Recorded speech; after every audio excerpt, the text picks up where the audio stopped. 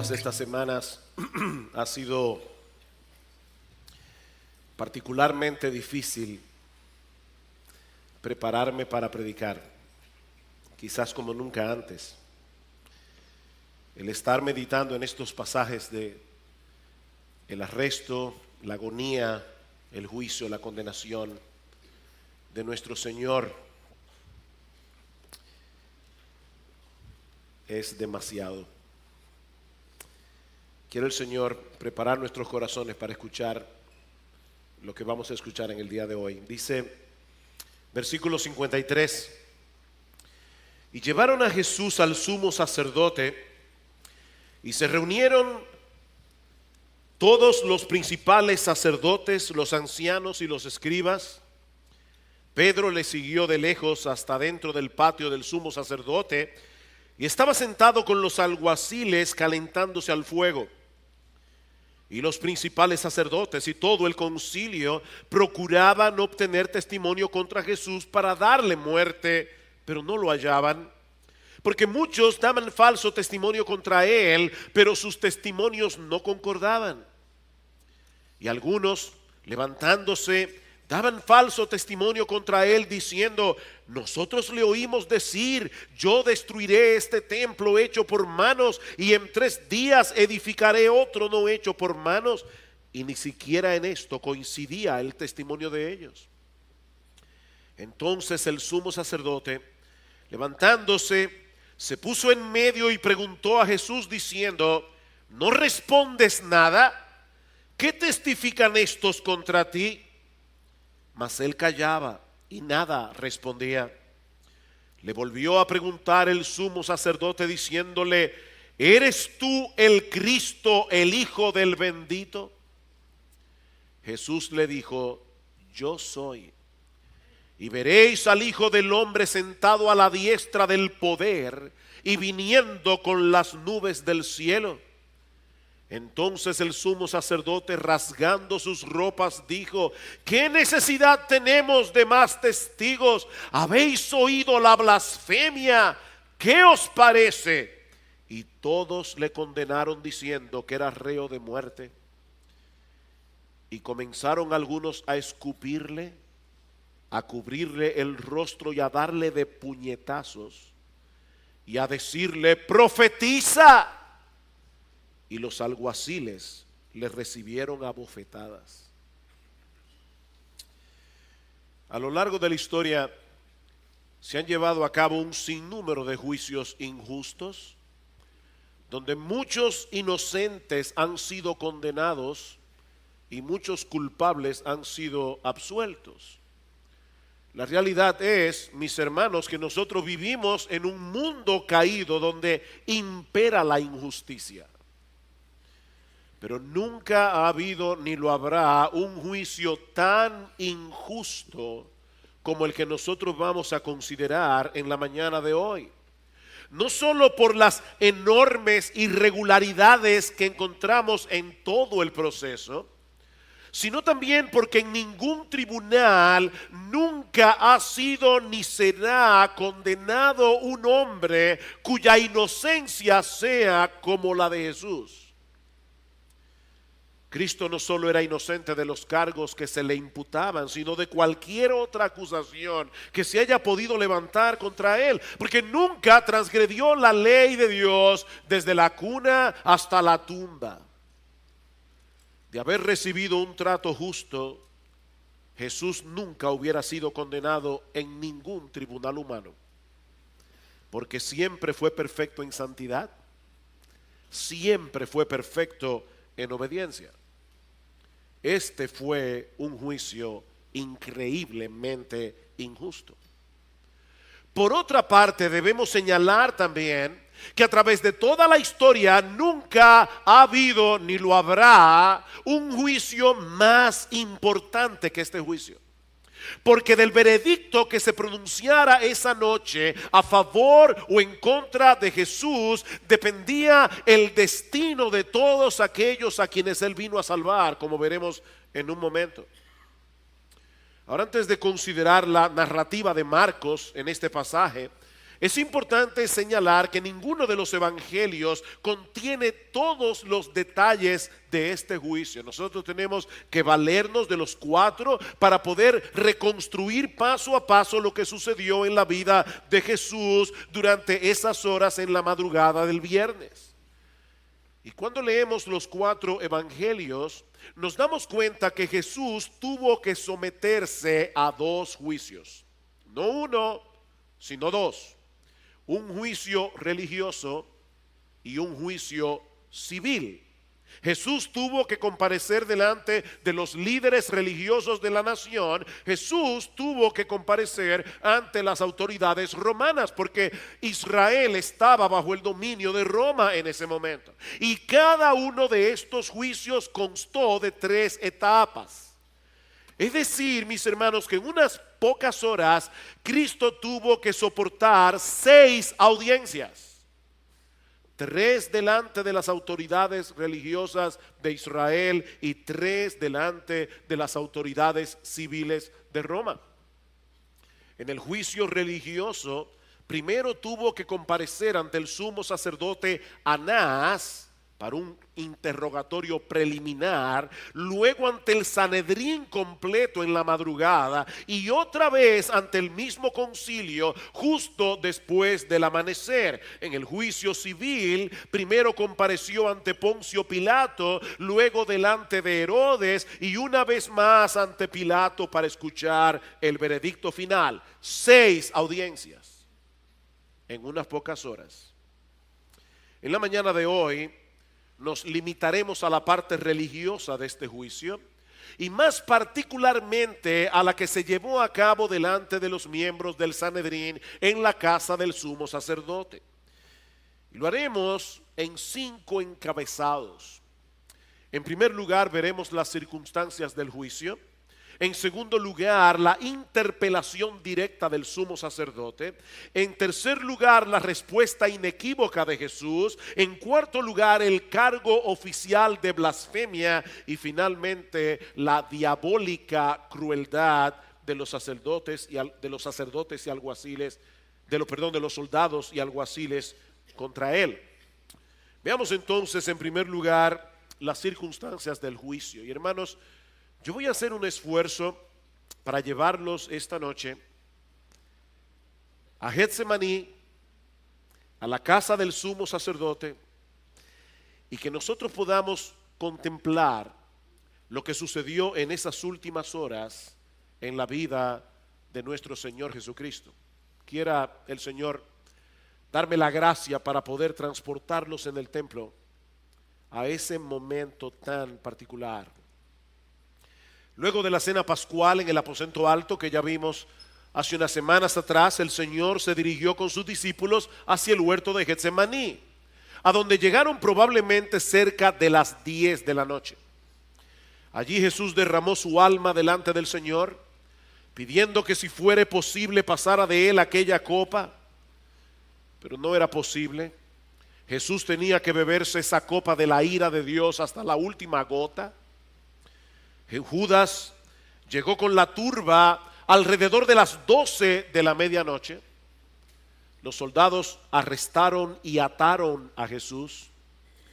Y por el Evangelio de Juan sabemos que lo llevaron primero a la residencia del sumo sacerdote, un pequeño palacio en el que residían Anás y Caifás, seguramente en 2 alas diferentes de la edificación. Anás había sido el sumo sacerdote unos 20 años antes, pero ejercía mucha influencia en el Sanedrín, aparte de que era el suegro de Caifás, el sumo sacerdote en funciones en ese momento. En la casa de Anás, Jesús fue sometido a un interrogatorio preliminar mientras se daba tiempo a que en la casa de Caifás, en el otro lado del palacio, se reunieran los miembros del Sanedrín que fueron convocados apresuradamente esa noche. El Sanedrín Era el Consejo Supremo de los Judíos, algo así como la Suprema Corte de Justicia. Estaba compuesto por 71 miembros que decidían sobre los asuntos civiles y religiosos de la nación. Aunque Israel se encontraba bajo el dominio del Imperio Romano, era política de Roma dejar que los países dominados lidiaran hasta cierto punto con sus propios asuntos internos. Así que tan pronto se reunió un buen grupo del concilio, Jesús fue trasladado a la otra parte del palacio donde residía Caifás, probablemente a eso de la 1 de la mañana, y fue allí donde comenzó el juicio propiamente dicho. Como decía hace un momento, Caifás era yerno de Anás y ocupó el cargo de sumo sacerdote desde el año 18 después de Cristo hasta el año 36 después de Cristo. Alguien lo describe como un rudo y astuto manipulador, un oportunista que no conocía el significado de la lealtad o de la justicia. Lo que él codiciaba ardientemente con propósitos egoístas lo hacía parecer como si fuese algo necesario para el bienestar de la nación. No hay nada nuevo debajo del sol. Delante de este hombre compareció Jesús para ser juzgado, con la agravante de que tanto él como el resto del Sanedrín ya habían determinado condenar a muerte a Jesús, como dice en el versículo 55, de manera, mis hermanos, que este juicio no era otra cosa que un intento de legitimar lo que ya había sido decidido. Pero antes de entrar de lleno en el juicio, Marcos interrumpe su narrativa para hacernos saber que el apóstol Pedro estuvo siguiendo de cerca todo el proceso, aunque manteniendo al mismo tiempo una distancia prudente. Noten una vez más el versículo 54. Dice: Pedro le seguía de lejos hasta dentro del patio del sumo sacerdote. Y Marcos añade esta nota editorial: él estaba sentado con los alguaciles calentándose en el fuego. Estos datos, por supuesto, nos preparan para la escena siguiente en el Evangelio de Marcos, cuando Pedro es interrogado acerca de su relación con Jesús y termina negándolo 3 veces, tal como el Señor había profetizado unas horas antes. El hombre que se había jactado de estar dispuesto a dar su vida por el Señor, aquí lo vemos siguiendo a Jesús, porque definitivamente Pedro amaba a Jesús, pero al mismo tiempo desde una posición segura y confortable. Él estaba de lejos y calentándose en el fuego junto con los alguaciles. Asegúrate, mi hermano, si tú profesas ser creyente, de que ese no sea tu caso.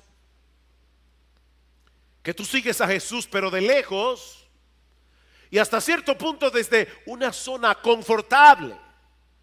Porque, mi hermano, ese tipo de cristianismo no soporta el fuego de la prueba, como sucedió en la vida del mismo Pedro esa noche. Nosotros no sabemos por cuánto tiempo más vamos a poder tener la libertad de seguir predicando el Evangelio. Déjame decirte algo: aquellos que viven un cristianismo seguro y confortable no van a pasar la prueba. No van a pasar la prueba. No todo el que me dice Señor, Señor entrará en el reino de los cielos, sino el que hace la voluntad de mi Padre que está en los cielos. Pero volviendo al relato del juicio, Jesús fue llevado delante del Sanedrín, en la casa de Caifás, donde estuvo probablemente entre la 1 y las 3 de la mañana, atado como un criminal para ser juzgado por un grupo de hombres corruptos que en su mayoría le aborrecían intensamente. Y una vez más, hermanos, por favor, imagínate la escena. El creador de los cielos y de la tierra, el Todopoderoso, el Dios encarnado, se dejó colocar voluntariamente en esta situación tan humillante por amor a todos aquellos a quienes Él vino a salvar. El juez del universo en la corte de los hombres, a merced de sus enemigos, en total debilidad. La primera parte del juicio era presentar a los testigos que sustentaban el caso. Pero conseguir testigos para un juicio como este no era una tarea fácil, ya que si el testimonio de ellos resultaba contradictorio, ellos le preguntaban al testigo a solas cuál era su testimonio. Luego él salía y el otro testigo tenía que decir exactamente lo mismo que había dicho el testigo anterior. Y si los testimonios no concordaban, la ley demandaba en Deuteronomio capítulo 19, versículos 16 al 19, no solamente que el reo fuese absuelto inmediatamente por razones obvias, sino que se le hiciera al testigo lo mismo que él intentaba hacer en contra del acusado. Y este era un juicio de muerte. De manera, mis hermanos, que los miembros del Sanedrín tuvieron que moverse apresuradamente esa noche para poder conseguir algunos que estuvieran dispuestos a testificar en contra de Jesús. Y no podemos dudar que le hubieran pagado un dinero. Le pagaron a Judas para que entregara al Señor. ¿Por qué no iban a comprar falsos testigos? Dice en el versículo 55, y los principales sacerdotes y todo el concilio, escuchen esta palabra, procuraban, y la palabra es buscaban ardientemente. Ellos buscaban testimonio contra Jesús para darle muerte, pero no lo hallaban. Increíble, hermanos. Estos hombres salieron a buscar testigos, pero no lo hallaban, porque es imposible encontrar ningún testimonio verídico en contra de Jesús. Pero finalmente aparecen dos testigos y por la narrativa de Marcos parecería que se levantaron del mismo concilio, porque dice en el versículo 57, y algunos levantándose, parece que ellos estaban allí sentados en el semicírculo que rodeaba a Jesús en la casa de Caifás. Y se levantan dos de ellos con un testimonio que parece tener cierto peso. Dice en el versículo 57, y algunos levantándose daban falso testimonio contra él, diciendo: nosotros le oímos decir, yo destruiré este templo hecho por manos, y en 3 días edificaré otro no hecho por manos. Esta es una acusación muy seria, porque presenta a Jesús como una especie de terrorista religioso que está dispuesto a destruir el edificio más sagrado de la nación, donde estaba el arca del pacto, donde estaba el altar del sacrificio para expiación de los pecados, donde Dios había prometido traer su presencia especial en medio de su pueblo. Y para colmo, dice tener, según ellos, la capacidad, el poder de levantar ese mismo templo en 3 días. Como si Jesús fuera una especie de mago o algo así. El problema es que Jesús nunca dijo eso realmente. De hecho, es increíble que hayan traído a colación estas palabras, porque Jesús había pronunciado algo similar 3 años antes. ¿Qué memoria? 3 años antes, en el contexto de la primera limpieza del templo en Jerusalén. Dice en el capítulo 2 del Evangelio de Juan que los judíos estaban chocados por lo que Jesús acaba de hacer en el templo. Así que le preguntan: ya que haces estas cosas, ¿qué señal nos muestras? Esto es importante. La pregunta: ¿qué señal nos muestras? Ellos quieren ver algo que autentique a Jesús para hacer lo que Él acaba de hacer. Demuestra que tú tienes las credenciales para actuar con tanta autoridad. Danos una señal que te autentique. Jesús respondió y les dijo: destruid este templo y en 3 días lo levantaré. Mis hermanos, ¿ven el punto aquí? Jesús no está diciendo que Él iba a destruir el templo de Jerusalén. Lo que Él está diciendo es que la señal que ellos le pedían iba a ser dada en su momento. ¿Cuál era la señal? Destruyan ustedes este templo. Y Juan aclara en el versículo 21 que Él hablaba del templo de su cuerpo, y en 3 días lo levantaré. En otras palabras, esta es la señal: ustedes van a destruir mi cuerpo, pero yo volveré a levantarlo de la tumba al 3er día. Ahora, ¿saben qué, mis hermanos? Es muy probable que haya algo más profundo implicado en esta declaración de Jesús. Aunque Juan nos dice que Él hablaba del templo de su cuerpo, es evidente que hay una conexión entre la destrucción del templo de Jerusalén en el año 70 y la muerte y resurrección de Jesús. En el mismo momento en que los judíos lo rechazaron como Mesías, se suicidaron como nación. Ellos fueron desechados por Dios como el pueblo escogido, y ese rechazo se hizo evidente cuando el templo de Jerusalén fue destruido 40 años después.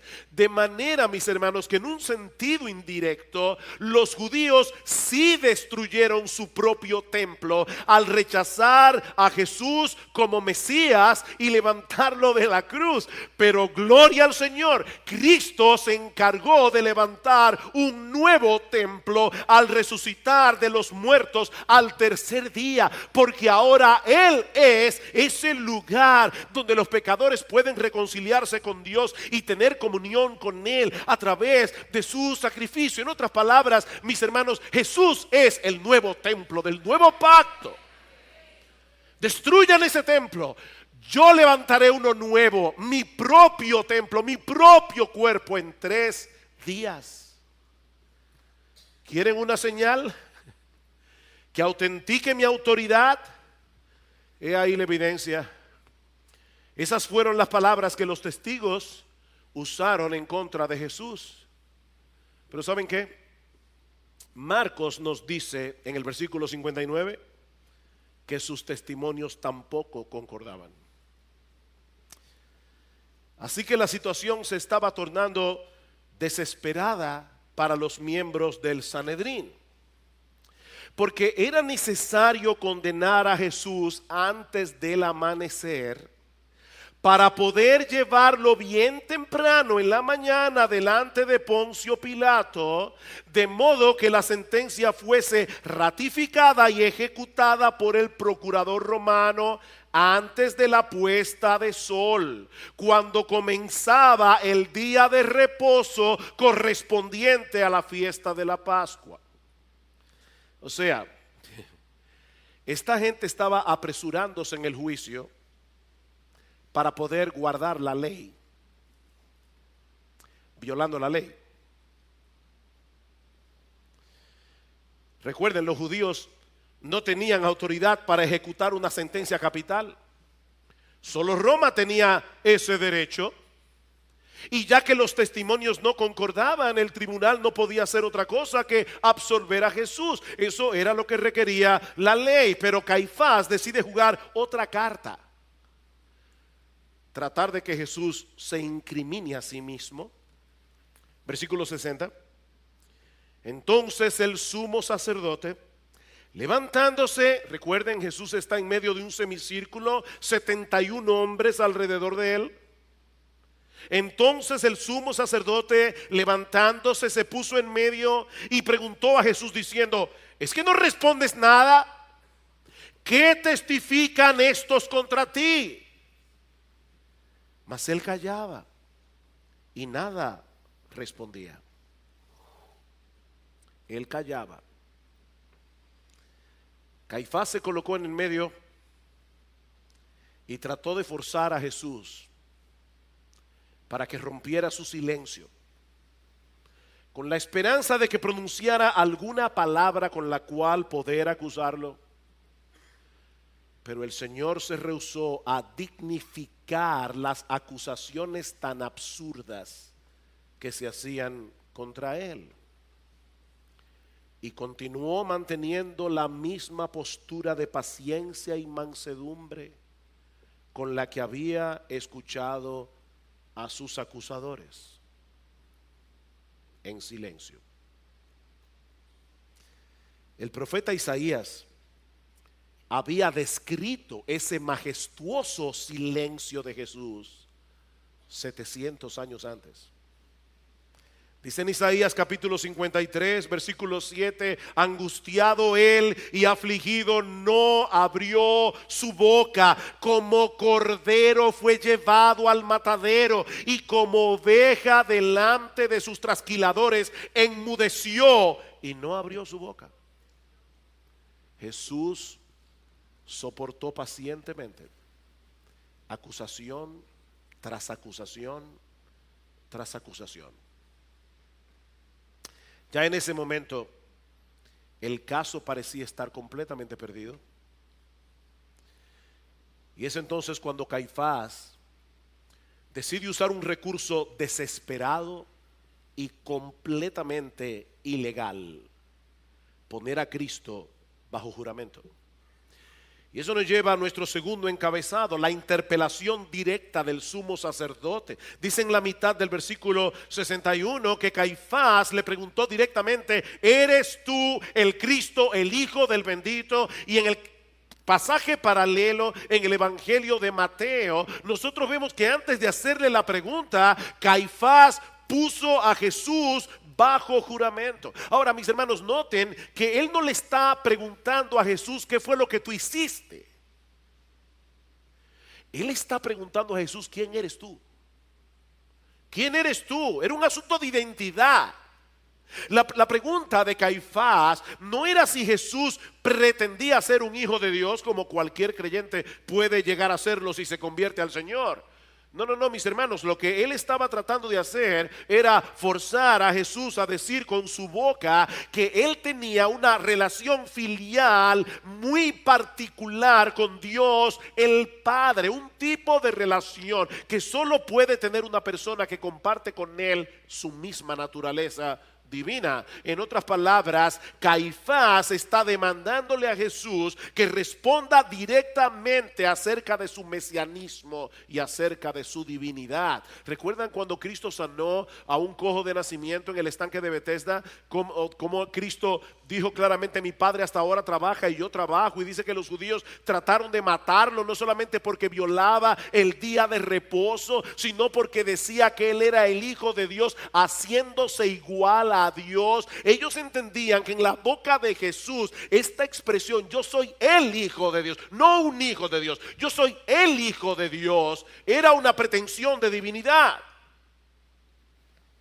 Ahora, mis hermanos, todo esto fue muy irregular. Por eso esta prédica se titula Un juicio injusto contra el Dios justo. Esto fue muy irregular. Tanto en el arresto como en el juicio de Jesús se violaron todas las normas de justicia por las que se regían los judíos en aquellos días. Por un lado, era ilegal que la guardia del templo actuara esa noche como instrumento del sumo sacerdote, como vimos la semana pasada, ya que el arresto debía ser llevado a cabo por la acción voluntaria de los testigos que presentaban la acusación. Las mismas personas no pueden fungir como policías y como jueces al mismo tiempo,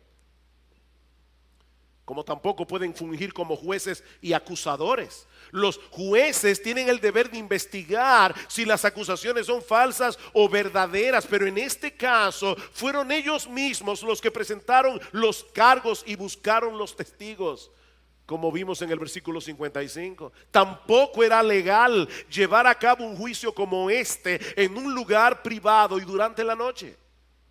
Este tipo de juicio en que el acusado podía ser condenado a muerte debía llevarse a cabo en el templo a plena luz del día, a la vista de todo el mundo. Y cuando se llegaba a un veredicto, debía esperarse 24 horas antes de ejecutarlo para que el Sanedrín ratificara la sentencia. Con Jesús fue en pocas horas.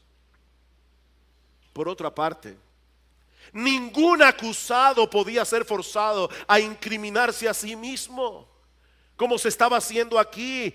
El sumo sacerdote, nadie puede ser condenado a muerte. De hecho, yo creo que ni siquiera en nuestro país se puede hacer algo así. Nadie puede ser condenado a muerte basándose en sus propias palabras.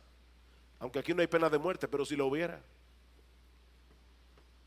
Para eso estaban los testigos. Así que era completamente ilegal que el sumo sacerdote interpelara directamente a Jesús con estas palabras. De hecho, el haberlo puesto bajo juramento era en sí mismo un reconocimiento de que las acusaciones que se habían hecho contra él no eran válidas. Piénsenlo. El mismo hecho de que él tenga que recurrir a las palabras de Jesús era un reconocimiento de que los testimonios eran falsos. Ya que no tengo ningún testigo que pueda presentar una sólida acusación contra ti, no tengo más remedio que usar tus propias palabras en contra tuya. Sin embargo, a pesar de las irregularidades del proceso, según la ley judía, cuando un acusado era puesto bajo juramento, estaba obligado a responder. Así que Jesús no tenía más opción que romper su silencio. Lo que nos lleva a nuestro tercer encabezado, la respuesta inequívoca de Jesús. Versículo 62. Jesús dijo: yo soy. Yo soy. Y veréis al Hijo del Hombre sentado a la diestra del poder y viniendo con las nubes del cielo. Caifás, ¿quieres una respuesta directa? Él aquí. Sí, yo soy el Mesías. Yo soy aquel que por cientos de años anunciaron los profetas del Antiguo Testamento que habría de venir en el poder del Espíritu Santo para establecer el reino de Dios en la tierra. Sí, yo soy el Hijo unigénito de Dios, aquel que posee con el Padre una relación filial que ningún otro ser del universo posee. Yo soy. Y el Señor sabía que lo que acaba de responder era suficiente para condenarlo a muerte, pero no lo dejó ahí. Ahora continúa diciéndole a Caifás algo tan sorprendente como lo que acaba de decir. Y veréis al Hijo del Hombre. Caifás, escúchame bien. Ustedes verán al Hijo del Hombre sentado a la diestra del poder y viniendo en las nubes del cielo. Los miembros del Sanedrín conocían las escrituras del Antiguo Testamento. Ellos sabían que Jesús estaba citando aquí el Salmo 110, Daniel capítulo 7, Salmo 110 versículo 1. Dijo el Señor a mi Señor: siéntate a mi diestra hasta que ponga a todos tus enemigos debajo de tus pies. Daniel capítulo 7 aparece un personaje a quien se le llama el Hijo del Hombre viniendo en las nubes del cielo, y dice que a él se le fue dado dominio, gloria y reino para que todos los pueblos, naciones y lenguas le sirvieran. Su dominio es dominio eterno que nunca pasará, y su reino uno que no será destruido. ¿Me preguntas, Caifás, si acaso yo soy el Cristo? Déjame decirte algo. Hoy comparezco delante de ti como un acusado delante de su juez. Pero el día llegará cuando tú comparecerás delante de mí para ser juzgado. Yo soy el hijo del hombre del que habla Daniel. Yo soy el hijo de David, al que Dios declara en el Salmo 110: ven y siéntate a mi diestra. Yo me encargaré de poner a todos tus enemigos por estrado de tus pies. Así que, Caifás, la próxima vez que nos veamos cara a cara, estarás temblando de espanto, porque me verás viniendo en las nubes del cielo con poder y con gran gloria. Y esas nubes de las que habla Jesús aquí no son meros vapores de agua. No, mis hermanos, esa es la manifestación de la gloria de Dios, la Shekinah de Dios en el Antiguo Testamento. Caifás, algún día me verás en toda mi gloria, en toda mi majestad, como el soberano de los reyes de la tierra, pero habrás perdido para siempre la oportunidad de reconocerme como Rey de Reyes y Señor de Señores. De repente el acusado se convirtió en acusador. Y por supuesto, cuando Caifás escuchó las palabras de Jesús, en vez de llenarse de terror, en vez de caer arrodillado a sus pies, pidiéndole perdón por sus pecados, Caifás se sintió perversamente aliviado, porque por fin había obtenido lo que tanto había luchado por obtener esa noche: una sólida evidencia de culpabilidad en contra de Jesús. Y eso nos lleva a nuestro cuarto encabezado: el cargo oficial de blasfemia, versículo 63. Entonces el sumo sacerdote, rasgando sus ropas, dijo: ¿qué necesidad tenemos de más testigos? ¿Habéis oído la blasfemia? ¿Qué os parece? Y todos le condenaron diciendo que era reo de muerte. En un gesto increíblemente dramático y de paso increíblemente teatral, de santa indignación, Caifás rasgó su manto en señal del profundo dolor y el espanto que sentía en su alma ante la blasfemia que acaba de escuchar. La acción de rasgarse las vestiduras era un gesto de profundo dolor y de indignación en el Antiguo Testamento. Y es interesante saber que en Levítico capítulo 21, en el versículo 10, se prohíbe expresamente que el sumo sacerdote rasgue sus vestiduras. Eso estaba prohibido en la ley del Antiguo Testamento, con una sola excepción: a no ser por causa de blasfemia. Él no podía rasgar su vestidura por un muerto. Él no podía rasgar sus vestiduras por ningún problema particular, pero sí por la blasfemia. Caifás sabe lo que está haciendo. El dolor de saber que el nombre de Dios ha sido pisoteado, que ha sido denigrado, era el único motivo por el que se permitía al sumo sacerdote mostrar su indignación rasgando sus vestiduras. ¿Cuánta hipocresía? ¿Cuánta hipocresía? Ya no necesitamos más testigos. Por supuesto que no tenía ninguno. Ya no necesitamos más testigos.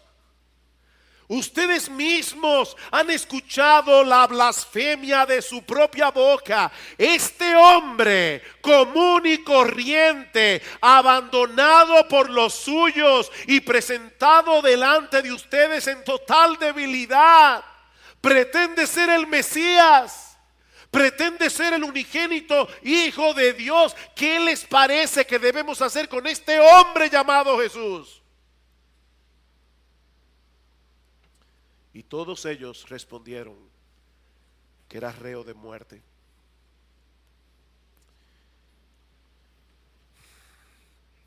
Y mis hermanos, lo que sucedió a continuación fue absolutamente grotesco y salvaje.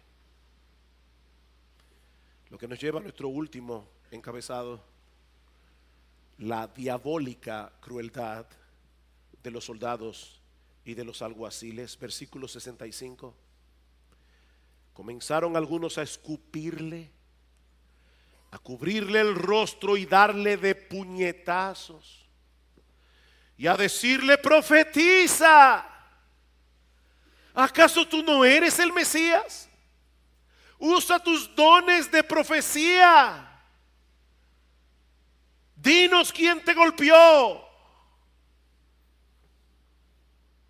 Y los alguaciles les recibieron a bofetadas.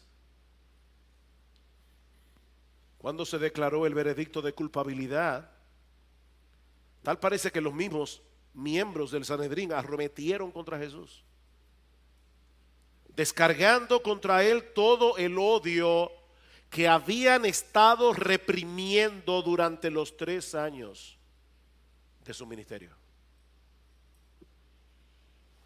Le escupieron en el rostro, le cubrieron los ojos, para que Jesús tratara de adivinar quién le daba puñetazos. Puñetazos.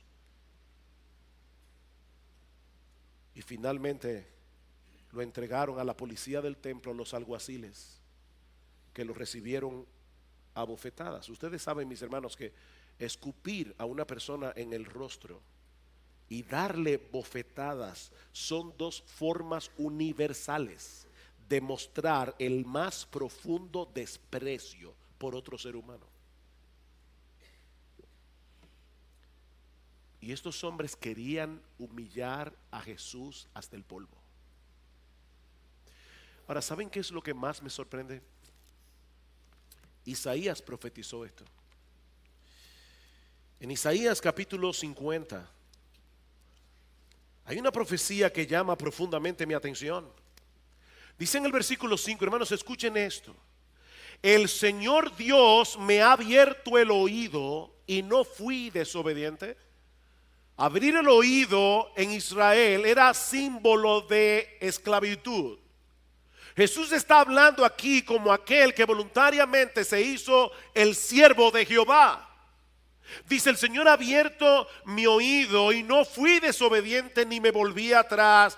Di mis espaldas a los que me herían y mis mejillas a los que me arrancaban la barba. No escondí mi rostro de injurias y disputos, de gargajos, de saliva. Mis hermanos, cuando una persona es escupida instintivamente, nosotros tratamos de protegernos. Lo que está diciendo Isaías aquí es que en ese momento, cuando Jesús estaba en el Sanedrín y estos hombres, influidos por el mismo diablo, comenzaron a escupir al Hijo de Dios, Jesús no cubrió su rostro. La saliva de sus enemigos rodaba por sus mejillas.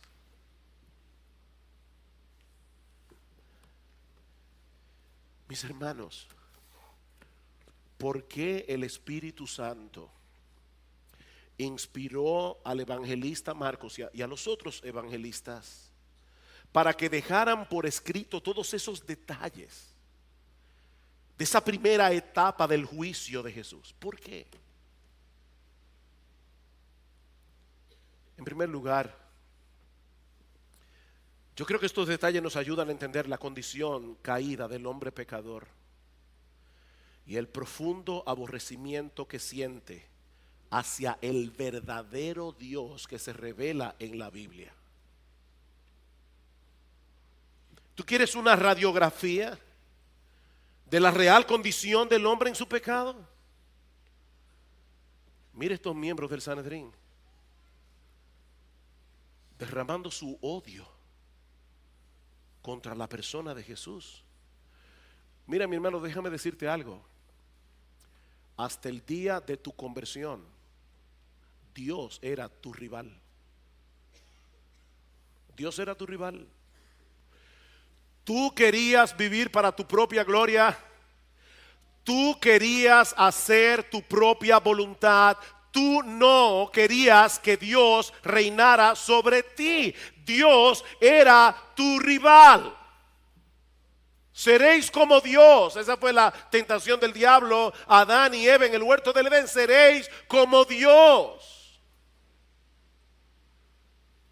Hasta que Dios abrió tu corazón y te trajo a Cristo con cuerdas de amor, en arrepentimiento y fe.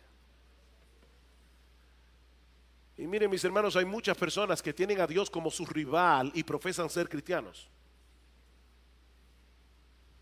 Lo vimos en la lectura de hoy. El asunto no es que tú digas con tu boca que tú eres cristiano. El verdadero cristiano está buscando la gloria de Dios, no su propia gloria. El verdadero cristiano anhela desde el fondo de su corazón obedecer el mandato de Jesús, no vivir conforme a su propia voluntad. No todo el que me dice Señor, Señor entrará en el reino de los cielos, sino el que hace la voluntad de mi Padre que está en los cielos. Muchos me dirán en aquel día, pero Señor, Señor, en tu nombre no hicimos milagros, no echamos fuera demonios, no profetizamos. Entonces les declararé: yo nunca os conocí, apartaos de mí, hacedores de maldad. Tienen a Dios como su rival, aunque profesan ser cristianos. Pero por el otro lado, hermanos, este pasaje nos muestra también el alcance del amor de Dios por pecadores que le aborrecen de esa manera.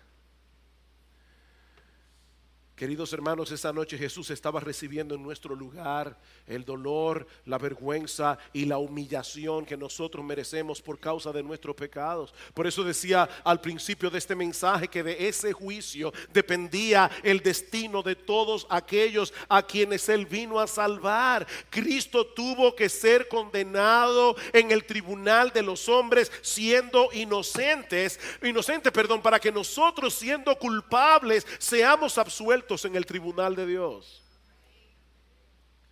Él tuvo que ser humillado de la forma más vergonzosa, como el peor de los criminales en un tribunal corrupto, para que nosotros los creyentes pudiéramos ser tratados como hijos en la presencia de un Dios perfectamente santo y perfectamente puro. Éramos tú y yo los que debíamos ser escupidos. Éramos tú y yo los que debíamos ser avergonzados. Pero Cristo decidió sufrir esa vergüenza en nuestro lugar. Mis hermanos, no hay forma de poder captar la magnitud de lo que sucedió esa noche en la casa del sumo sacerdote, y lo que estaba a punto de suceder unas horas más tarde en el patio de Poncio Pilato, antes de que el Hijo de Dios fuera llevado al Gólgota para ser clavado en una cruz. El más grande se hizo siervo de todos, para que pecadores podamos ser partícipes de sus riquezas en gloria, únicamente por gracia y únicamente por medio de la fe. Mis hermanos, es a la luz de esos hechos redentores que nosotros podemos entender pasajes como 2 Corintios capítulo 5 versículo 14. El amor de Cristo nos constriñe, el amor de Cristo nos presiona, pensando esto, que si uno murió por todos, nosotros también debemos morir juntamente con Él. Por todos murió, para que los que vivan ya no vivan para sí, sino para aquel que murió y resucitó por ellos. Es a la luz de pasajes como esos, mis hermanos, que nosotros podemos entender cómo impacta esto la vida del creyente. Mi hermano, tú sigues a un Salvador que vivió esa experiencia. ¿Y sabes lo que dice Pedro? Porque para este propósito habéis sido llamados, pues también Cristo sufrió por vosotros, dejándose ejemplo para que sigáis sus pisadas, el cual no cometió pecado, ni engaño alguno se halló en su boca. Y quien cuando le ultrajaban no respondía ultrajando, cuando padecía no amenazaba, sino que se encomendaba a aquel que juzga con justicia.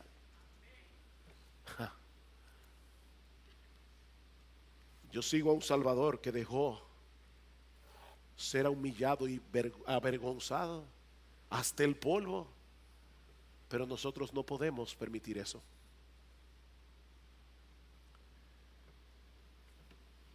Él nos dejó ejemplo para que sigamos sus pisadas. Y si tú estás aquí sin Cristo en esta mañana, yo te ruego, mi amigo, que medites profundamente en lo que hemos visto hoy en este relato del Evangelio de Marcos. Cristo fue acusado de blasfemia esa noche por haber afirmado ser el Mesías y el Hijo unigénito de Dios. ¿Y sabes qué? Esa condena habría sido perfectamente justa si Cristo hubiera sido un hombre común y corriente. Esas dos afirmaciones rayan en la locura y en el colmo de la megalomanía, a no ser por el hecho de que ambas eran ciertas. ¿Quieren una evidencia de que yo soy quien digo ser? Destruyan este templo y en 3 días lo levantaré. Miren, mis hermanos, si Cristo no se hubiera levantado de los muertos al tercer día y el templo de Jerusalén continuara en pie, entonces no tendríamos más alternativa que ponernos al lado de Caifás y de todos los miembros del Sanedrín que lo condenaron por blasfemia esa noche. Pero gloria al Señor, Jesucristo resucitó, ascendió a los cielos y está sentado a la diestra del Padre, esperando que todos sus enemigos sean puestos por estrado de sus pies. Y ahora yo te pregunto, ¿en qué grupo estarás tú en aquel día?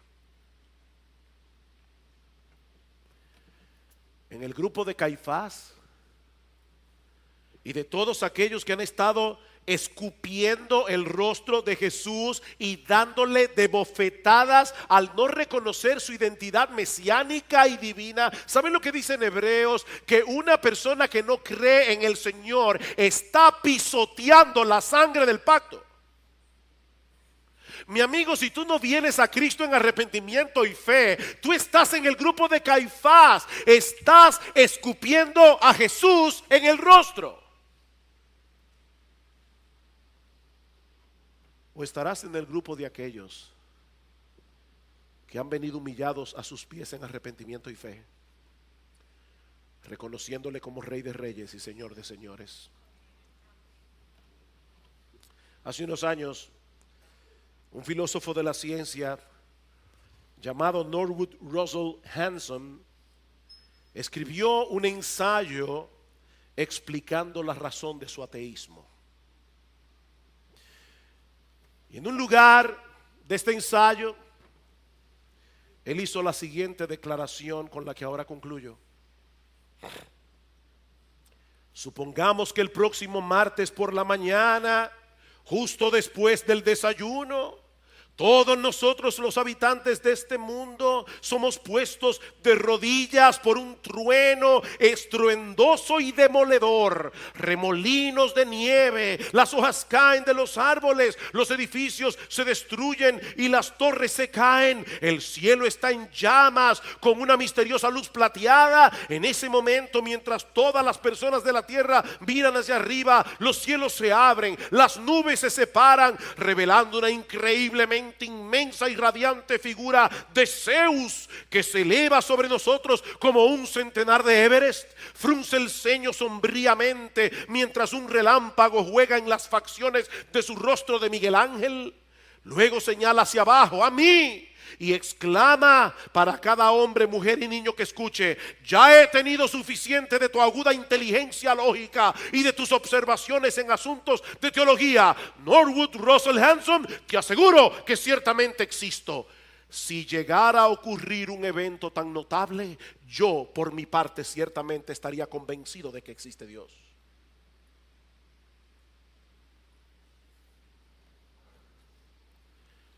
¿Sabes una cosa, mi amigo? Nuestro Señor Jesucristo se adelantó por 2000 años a Norwood Russell Hanson y a todos los que piensan como él, porque eso es precisamente lo que sucederá cuando nuestro Señor Jesucristo regrese en gloria, en las nubes del cielo. Eso es exactamente, las nubes se separarán, los cielos se enrollarán como un pergamino, y todo hombre, todo siervo, todo libre verán al Hijo del Hombre viniendo en las nubes del cielo con poder y gran gloria. Pero ¿sabes qué, mi amigo? En ese momento habrá terminado para siempre toda oportunidad para el arrepentimiento. El tiempo de gracia y de misericordia es ahora. Es ahora. ¿Seguirás del lado de Caifás y de los miembros del Sanedrín, o vendrás hoy a Cristo arrepentido de tus pecados y confiando únicamente en Él